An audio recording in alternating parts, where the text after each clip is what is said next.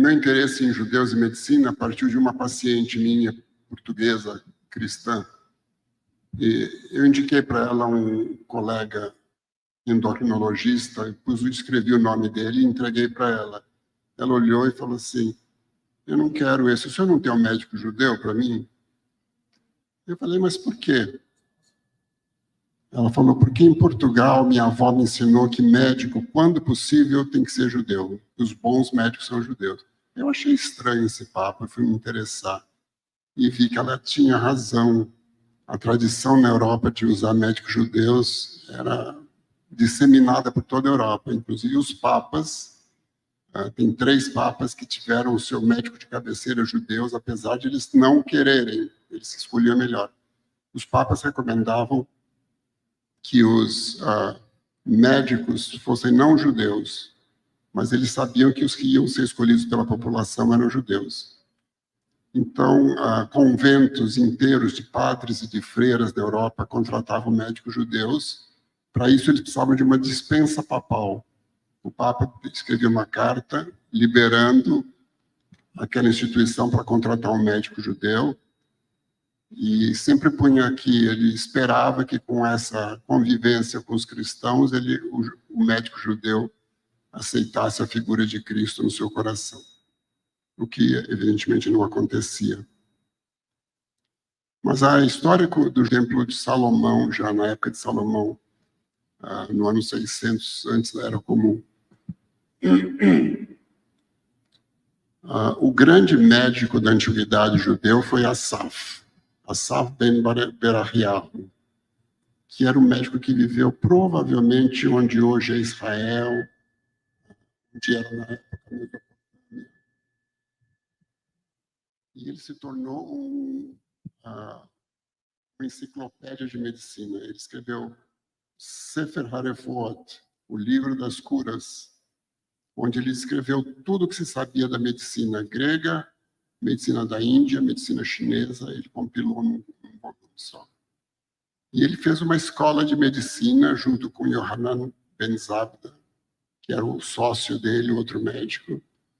E para a formatura da faculdade de medicina deles, eles tinham o juramento de Asaf, que os alunos eram obrigados a fazer esse juramento. Hoje em dia, a gente faz o juramento de Hipócrates, que é uma série de preceitos éticos para a prática da medicina, mas o juramento de Asaf é mais completo, eu acho. Tem 50 itens, muitos deles falando sobre Deus, mas a maioria falando sobre a relação com o paciente, como se comportar com o paciente. Temas bem atuais. Por exemplo, eu estava vendo hoje a segunda recomendação. Não darás ervas abortivas para uma mulher que tenha sido estuprada ou que se engravidou na prostituição, que é um tema que a Suprema Corte do Brasil está discutindo agora, né? O aborto da mulher que foi estuprada ou violentada. Outra coisa interessante de Asaf Harofé, é que ele recomendava muito que os pacientes se exercitassem, tivessem alimentação adequada, uma dieta boa. Eu não sei qual era a dieta que ele recomendava, mas ele insistia que a dieta, exercícios físicos e morar em quartos ventilados eram fundamentais para manter a saúde. Conceitos bem interessantes, lembrando que isso faz quase 1.500 anos, mais de 1.500 anos. E a Safarofé deixou isso escrito, ainda existem hoje 15 originais do Sefer HaRefuot, de Asaf Harofé. Esses manuscritos estão todos em bibliotecas na Europa. O mais completo, o mais bonito, está na Universidade de Munique, na biblioteca da universidade. Pulando uns 800 anos para frente, a gente chega na Espanha, no século XII, quando nasce em Córdoba Moshe Ben Maimon, que foi depois, quando adulto, o grande orientador da religião judaica, definiu os 13 princípios da fé judaica, e que era também um grande médico, reconhecido, ele vivia da medicina. A parte religiosa era lateral, a carreira dele era médica. Depois de ele ser um médico famoso na Espanha, ele teve que sair da Espanha por perseguição dos árabes que haviam chegado, que eram hostis aos judeus. Antes disso, os árabes conviviam muito bem com os judeus na Espanha. Mas eles se sentiram, a família toda se sentiu acuada e atravessaram o Estreito de Gibraltar, foram para o Marrocos. E ele se estabeleceu em Fez, mas sem fazer muita propaganda que ele era judeu, porque ele sentia que eles não eram bem recebidos lá. De qualquer maneira, ele foi o grande médico de Fez durante 5 anos, e depois disso a família se mudou para o Cairo, no Egito. Lá no Cairo ele fez uma clínica enorme, seria um hospital, digamos, que era frequentado por todo o Egito e pelo califa de Istambul, que vinha visitá-lo para a doença. Pacientes que vinham da Espanha até o Egito para tratar com ele. E a grande obra de Maimônides foi Mishneh Torah, que é um livro muito interessante, mas que é totalmente religioso, com regras de religião, analisa a religião em seus vários aspectos. Mas ele deixou 10 livros de medicina, pura medicina da época. O mais importante deles é um compêndio com 405 ervas que eram usadas na época para tratar os pacientes. E ele escreveu o nome das ervas em 6 idiomas: em grego, em hebraico, em árabe, em siríaco, em persa, e tem mais uma que eu não estou lembrando. E ainda existem alguns exemplares do livro de medicina de Maimônides.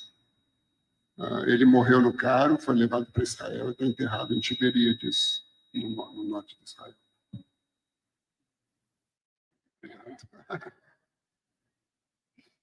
E depois disso teve a Idade Média, onde os judeus prosperaram com medicina em toda a Europa, na Alemanha, na Inglaterra, na França, na Espanha, principalmente no sul da Espanha, em Portugal também.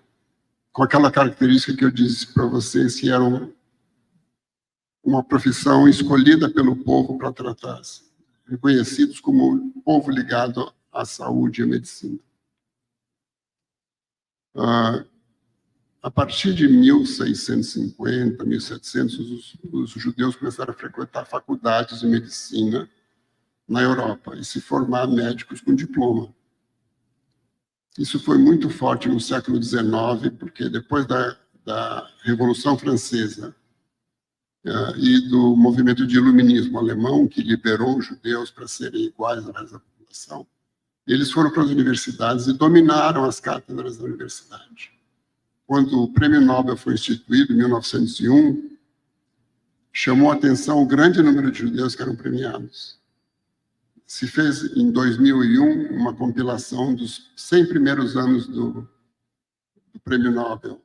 E os judeus, que constituem menos de 1% da população mundial, tinham 26% dos Prêmios Nobel em Medicina.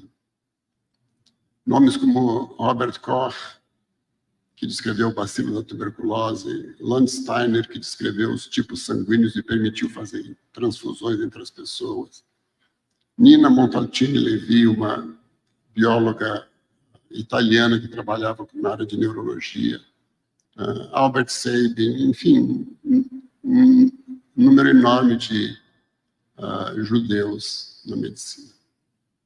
E por isso eu acho que a medicina é uma profissão ligada aos judeus. Na antiguidade se dizia que o primeiro médico judeu tinha sido Shem. Shem era um dos filhos de Noé, e com quem ele tinha aprendido medicina? Com os anjos. Então a ideia de que é um dom que vem dos anjos, vem do céu, é muito antiga no judaísmo. E eu acho que a própria tradição de tantos médicos judeus puxa médicos judeus. Aqui no Brasil nos chama atenção, claro, a construção do Hospital Albert Einstein, que é considerado o melhor hospital da América Latina, e da melhor faculdade de medicina do Brasil, que o Dr. Nelson tem a honra de dirigir, e o talento de montar uma coisa simplesmente espetacular no Brasil, que é a Faculdade de Medicina, continuando com a tradição judaica de boa medicina.